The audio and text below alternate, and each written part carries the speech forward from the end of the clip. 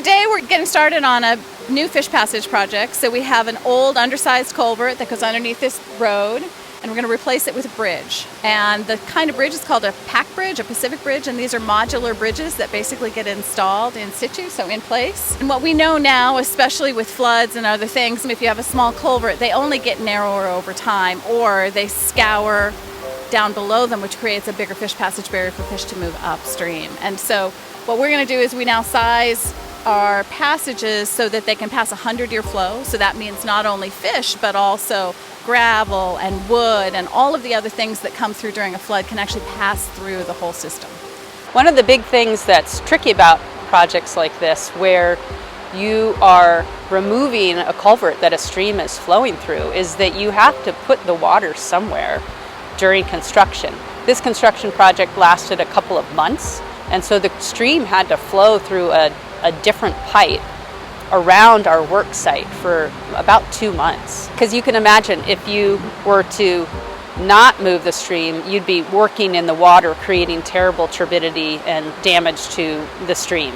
So you want to keep the water routed into a separate pipe, so we had to create a cofferdam on the upstream side of the culvert.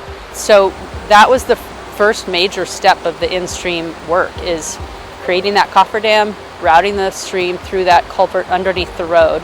And then as you're diverting the water into that new pipe, the water in the stream channel section that you're going to be working in gets lower and lower, and the fish start to run out of water.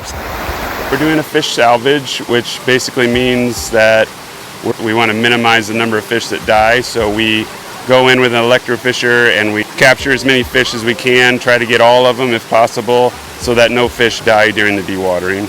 We're looking in places where fish might have got stranded under rocks, and that not in the water so much as next to it.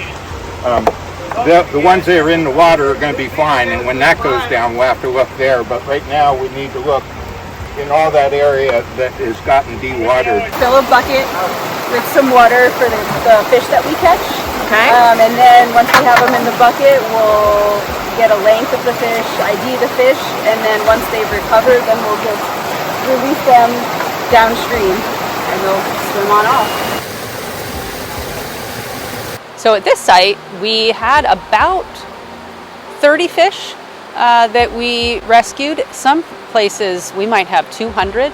And the whole point of these projects is to improve access for fish, improve conditions for fish. We do not want to injure or kill fish in the process of doing our project. So it's important to rescue those fish and put them into a safe location. So then they'll come back once the project is done.